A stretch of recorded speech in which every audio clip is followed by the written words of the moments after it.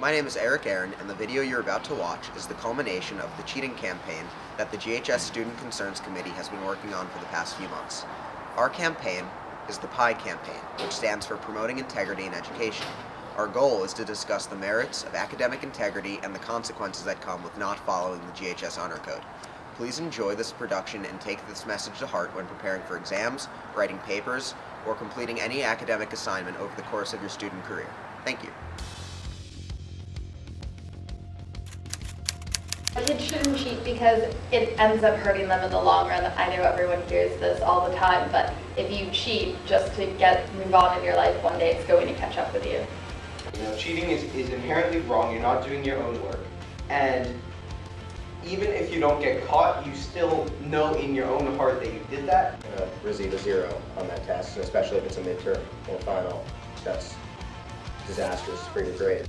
There's so much competition, so much more so than there was 10, 20 years ago.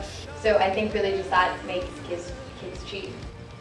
I think the best advice I can give to underclassmen is that if they do bad on work tests, it's okay. The teachers will try to help them. The teachers want them to get good grades, so cheating isn't really the answer. And if they want to succeed, I'm sure they can find someone who will help them do that.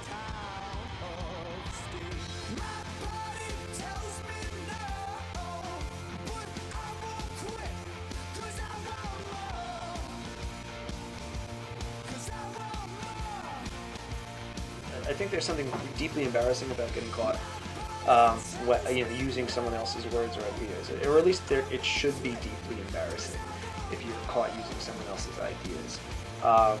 So there's that component to it. And most teachers, especially when it comes to written work, which is what I deal with mostly with cheating, it's usually stuff that's been plagiarized, we usually know. The idea is you need to be true to yourself. And I think for students who get those A's, but then the work isn't theirs, then my feeling is, and I think most students would agree, that it's just sort of a hollow kind of an A.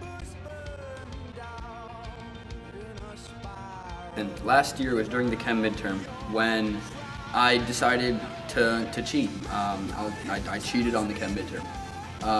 We walked in and knowingly before, there was the graphing calculator when you're not supposed to use it, and the binder under the desk hidden with a jacket.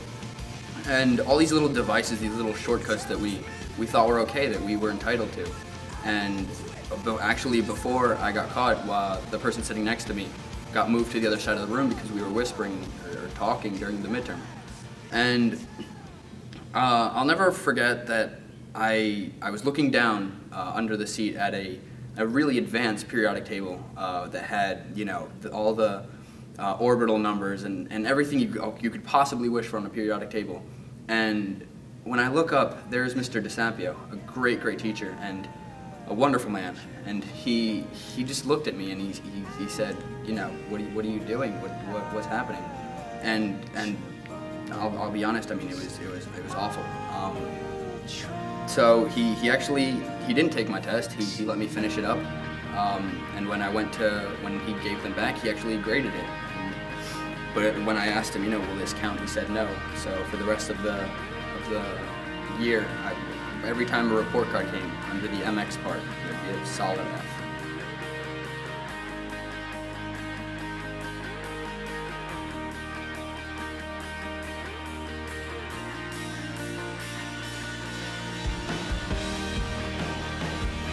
Cheating sucks. Being called a cheater is a position that you don't want to find yourself in.